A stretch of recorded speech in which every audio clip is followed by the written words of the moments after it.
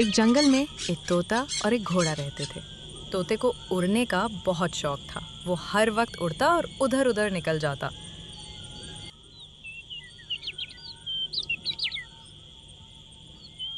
तोते की दोस्ती एक घोड़े के साथ थी। घोड़ा भी सुबह सवेरे नाश्ता करके तोते के साथ जंगल में घूमने निकल जाता और अगर कोई जानवर मुश्किल में होता तो उसकी मदद करते थे।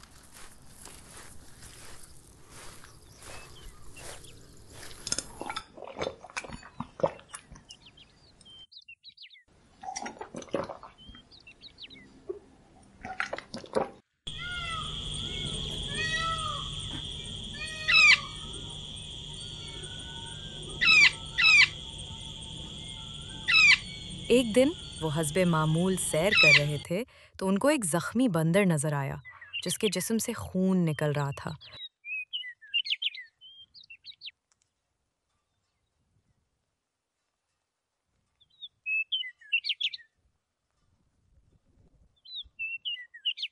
अरे बंदर, ये क्या हुआ है? मुझे एक पुरस्कार बीमारी है जिसकी वजह से मेरे जिस्म से खून निकल रहा है। कौन सी बीमारी है और इसका क्या इलाज है?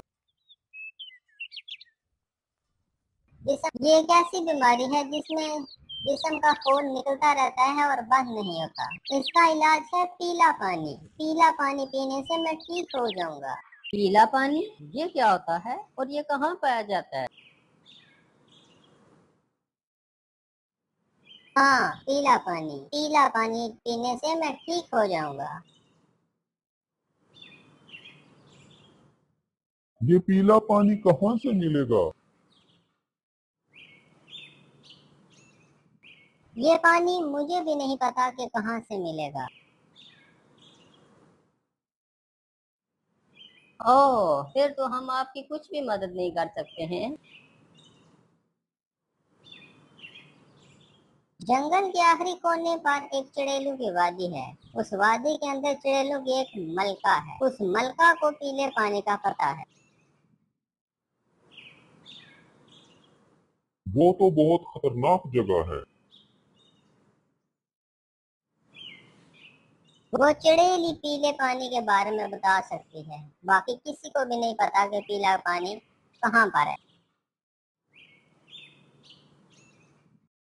अच्छा प्यारे बंदर, परेशान ना हो, हम कुछ करते हैं। तोता तो घोड़ा तो चड़ेलों की वादी की तरफ बढ़ने लगे।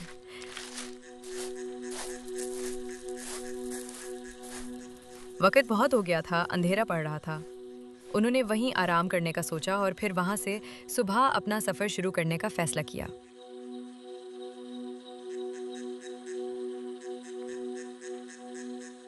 अगले सुबह उन्होंने दोबारा सफर शुरू किया और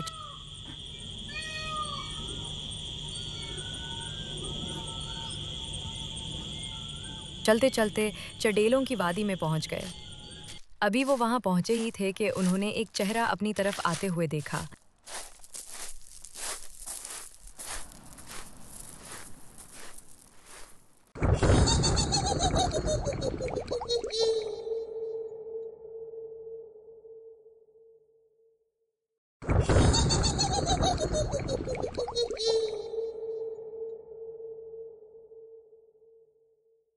क्यों आए हो यहाँ?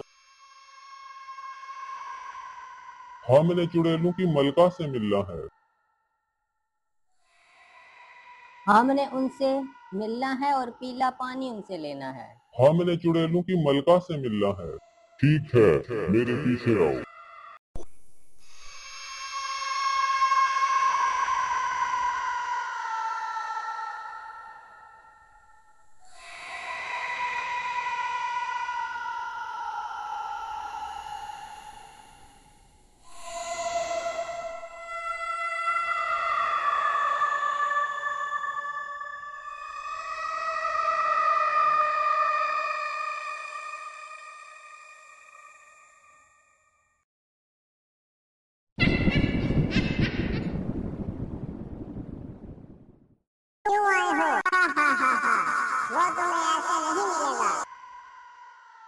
हमने आपसे पीला पानी लेना है। उसके लिए तुम्हें मुझे एक खून की बाल्टी देनी होगी। तो फिर उसके लिए हमें क्या करना होगा? खून की बाल्टी वो हम कहाँ से लाएंगे? मुझे नहीं पता, मुझे खून की बोतल चाहिए, नहीं तो मैं तुम दोनों का ही खून पी जाऊंगी। तुम्हें कल तक की मोहलत है, वरना कल मैं तुम दोनों का ही खून पी जाऊंगी। तोता और घोड़ा बहुत परेशानी के आलम में चुड़ैलों की वादी से निकल आए और सोचने लगे कि अब हमने क्या करना है।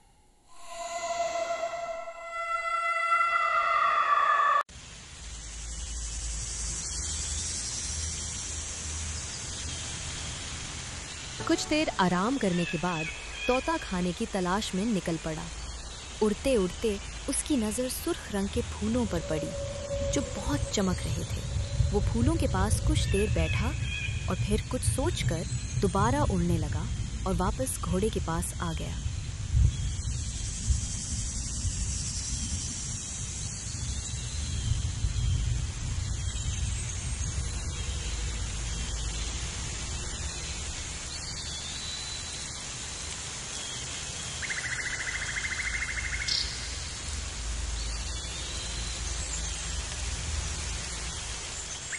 मेरे पास एक आइडिया है। तुम्हारे पास कौन सा आइडिया है? वो सामने नदी है, हम नदी से पानी की बाल्टी भर लाते हैं और ये जो सामने हमारे सुर्ख रंग के फूल हैं, इन फूलों का रंग उतार कर हम इस बाल्टी में मिला देंगे तो पानी का रंग सुर्ख हो जाए। वाओ, आइडिया तो बहुत कमाल का है, लेकिन अगर उसे पता चल गया तो फिर क्या होगा? नहीं नहीं, हम वो पानी की बाल्टी उसको ऐसे नहीं देंगे, बल्कि ये कहेंगे कि पहले हमें पीला पानी दो, फिर हम तुम्हें खून की बाल्टी देंगे। और फिर हम खून की बाल्टी दे के उससे पीला पानी लेके तो हम फौरन वहाँ से निकल आएंगे। हाँ, ये तरीका बिल्कुल ठीक रहेगा।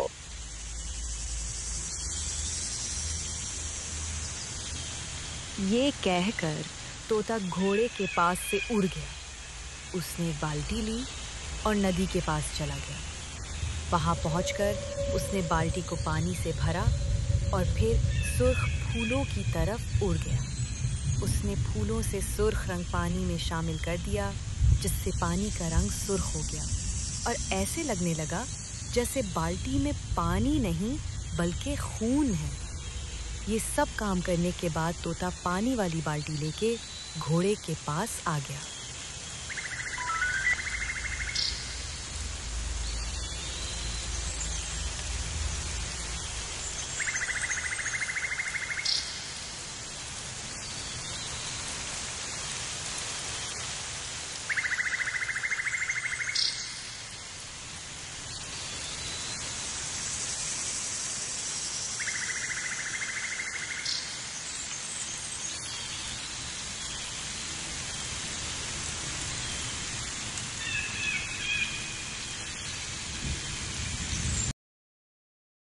वो दोनों पानी वाली बाल्टी को लेकर चुड़ैलों की वादी की तरफ बढ़ने लगे।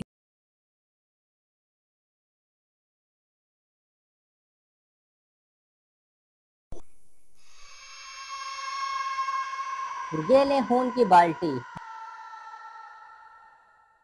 कौन सा वाला?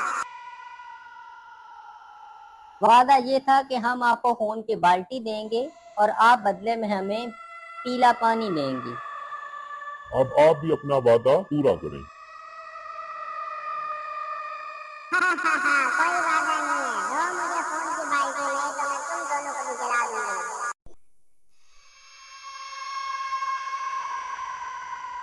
ये कहकर चुड़ैल ने तोते और घोड़े से जबरदस्ती खून की बाल्टी ले ली और वो पीने लगी, क्योंकि वो तो असली खून नहीं था बल्कि वो तो सुर्ख फूलों के रंग वाला पानी था। इसलिए जब उसने पिया तो वो मर गई। तोते ने जल्दी से वो बाल्टी उठाई और सारा पानी ज़ाया कर दिया। उसके बाद वो उड़ के गार के अंदर गया और उसने बाल्टी को पीले पानी से भर लिया। उससे पहले वहाँ किसी को चुड़ैल के मरने की खबर होती, वो दोनों वहाँ से तेज़ी के साथ निकल गए।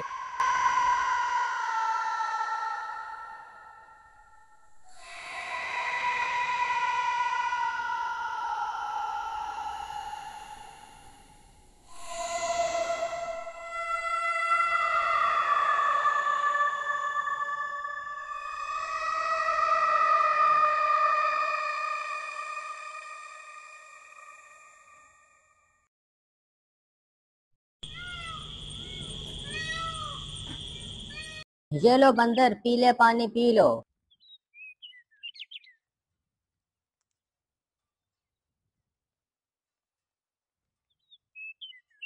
हो, मैं ठीक हो गया, मेरा खून बंद हो गया। तुम दोनों का बहुत बहुत शुक्रिया, तुम दोनों ने मुझे बचा लिया और मेरी जिंदगी बचा ली। शुक्रिया की इसमें क्या बात है, हम सारे एक ही जंगल में रहते हैं। हमें चाहिए कि मुसीबत और बीमारी के वक्त हम एक दूसरे की मदद करें और मिलजुल कर रहें और खुशियां बांटें।